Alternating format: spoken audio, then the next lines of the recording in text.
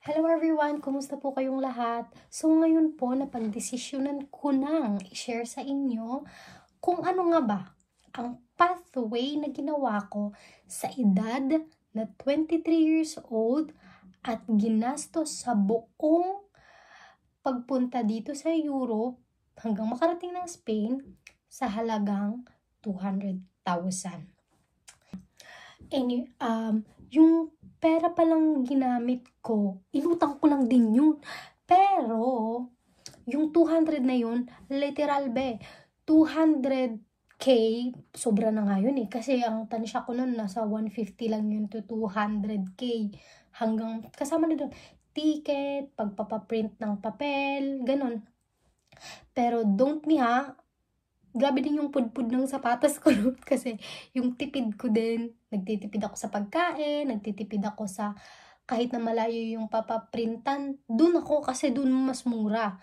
So, mahal din magpaprint. So, yun.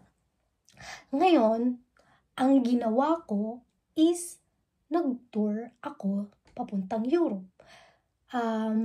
Yung in-apply kong visa is tourist visa in European country, part of Schengen country.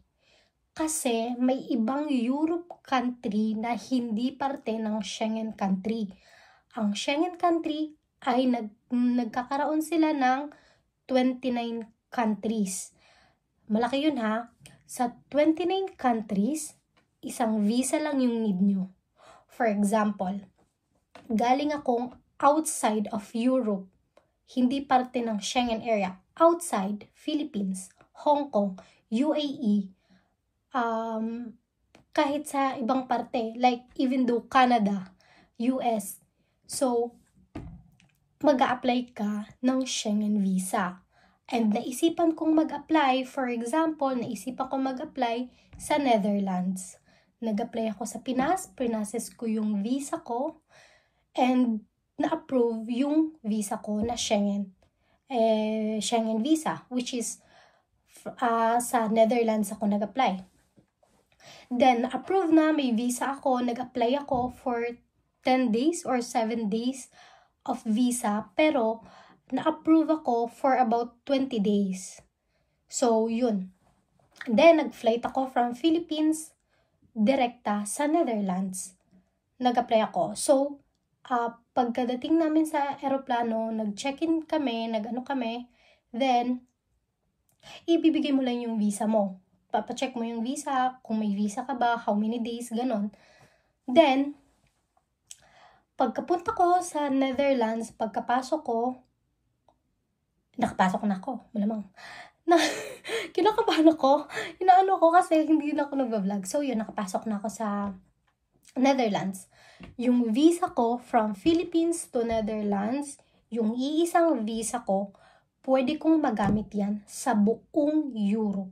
Sa buong Europa na nasasakop ng Schengen country, which is 29 countries. For example, nasa Netherlands na ako. Ay, naisipan kong magpa-Italy. Yaman yun! Tapos, naisipan mong magpa-France. Tapos, naisipan mo naman pumunta ng Croatia, Greece. Basta, hindi pa expired ang visa mo, pwede kang makapag-travel around Schengen countries. Tapos sasabihin, yung iba nalilito, tatanungin ako ng,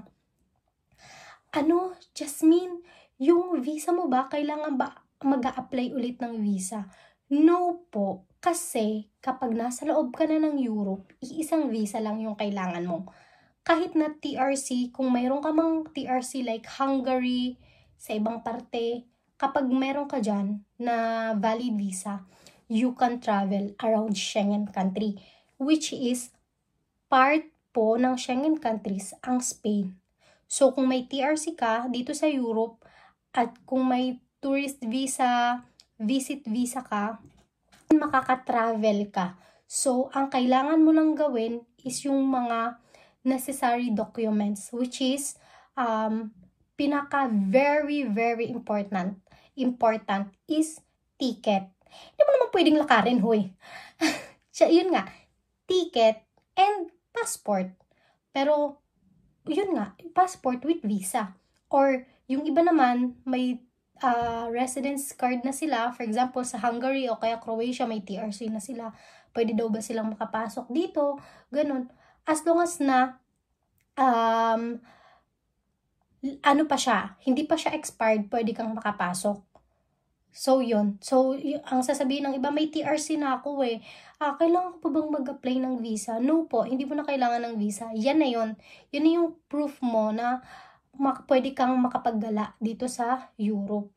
Then, yun nga, ticket mo, airplane ticket, kung gusto mo mag-airplane, kung gusto mo mag-bus, yun lang kailangan mo, then your passport.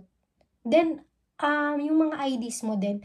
Pero, yung dalawang yun ang pinaka-importante. Okay? Yung TRC or visa or valid TRC, then your passport. Yun yung pinaka-importante. So, yun nga guys, since na-explain ko na siya sa inyo, kaya nakapasok ko dito sa Spain, kasi nga, nag-tour kami from direct Philippines to Netherlands. Then, napag-isip-isip namin pumunta dito sa Spain. So, nung nandito na ako sa Spain, doon ko na naisip na i-process ko na yung legal way para maging residente dito. So, ngayon, nandito na ako ngayon and hopefully, makauwi na din, makapagbakasyon na din ako ng Pinas, no? So, yun lang naman yung mai-share ko sa inyo.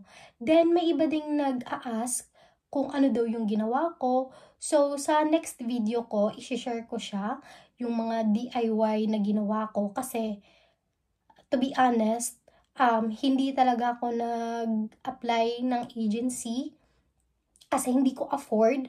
So, nag-take a risk talaga ako. Madaming stress, madaming iyakan, madaming utang. Yun. Tiniis ko yun. So, nag-process ako, pre-process ko yun lahat around like 2 months. 2 months yata yung process ko or pa 2 months. Kasi yung ibang documents is, wala ako ng iba. So, yun nga. Pero sa case ko, medyo madali kasi malakas yung strong ties ko nun. Then, dalawa kami. Kasama ko kasi yung tita ko before. So, yun lang guys. Yun lang may share kong experience sa inyo. So, yung mga gustong malaman kung ano pa ba yung mga requirements na ginamit ko or malaman ang buhay ko dito sa Spain, transparent naman ako sa inyo. So, sasabihin ko naman yung mga naranasan ko and yung mga necessary na pwede kong i-share sa inyo. So, dito ko lang talaga siya i-upload sa YouTube.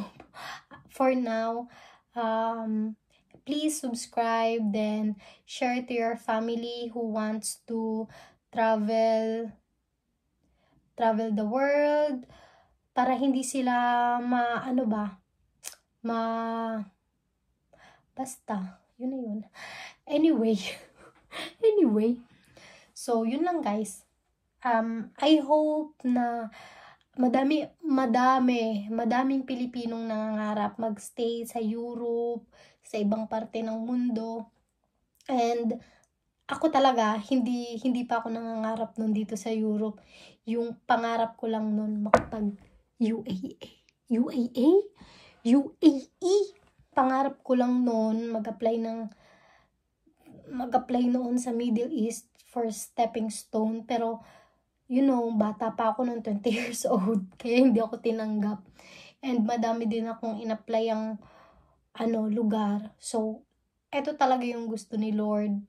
Ito talaga yung bansang pinuntahan ko. So, yun po. Salamat po sa mga nagsusuporta. Please po, pasubscribe po ng YouTube channel ko. Para naman magkasahod naman ako. Hindi, joke lang. So, yun po. Yung mga katanungan or may iba pa kayong tanong, comment lang kayo or mag-message lang kayo. Thank you! Bye!